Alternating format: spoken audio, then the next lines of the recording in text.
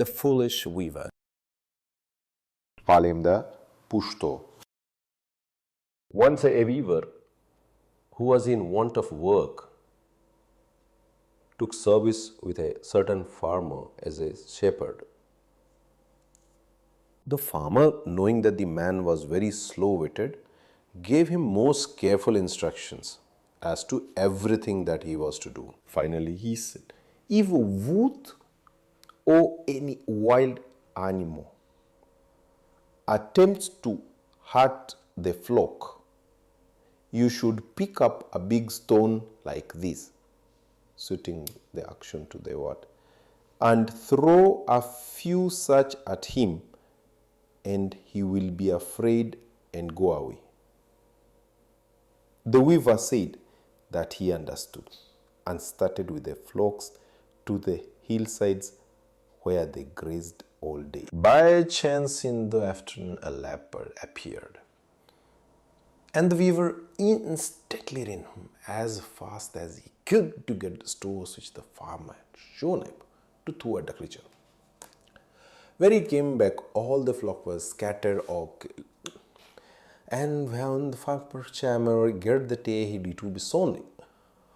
"Were there no stones on the inside, we should run back. You senseless one," he cried. "You are not me.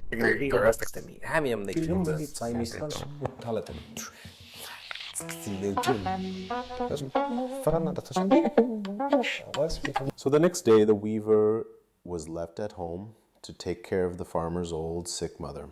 Now, as she lay outside on a bed, it turned out that the flies became very troublesome, and the weaver looked round for something to drive them away with.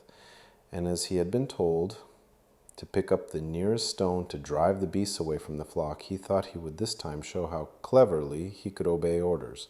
Accordingly, he seized the nearest stone, which was a big, heavy one, and dashed it at the flies. But unhappily, he slew the poor old woman also. And then, being afraid of the wrath of the farmer, he fled and was not seen again in that neighborhood. All that day and all the next night he walked, and at length he came to a village where a great many weavers lived together. "You are welcome," said they. "Eat and sleep, for tomorrow 6 of us start in search of fresh wool to weave, and we pray you to give us your company."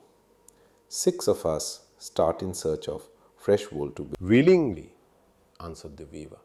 So the next morning, the 7 weavers set out to go to the village where they could buy what they wanted.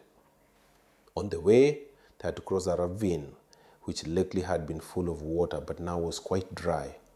The weavers, however, were accustomed to swim over this ravine.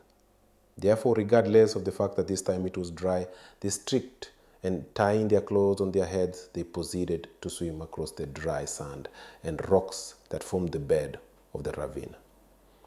Thus they got to the other side without further damage than bruised knees and elbows, and as soon as they were over, one of them began to count the party to make sure that all was safe there. He counted all except himself, and then cried out that somebody was missing. This set each of them counting, but each made the same mistake of counting all except himself, so that they became certain that one of their party was missing. They ran up and down the bank of the ravine, wringing their hands in great distress and looking for signs of their lost comrade.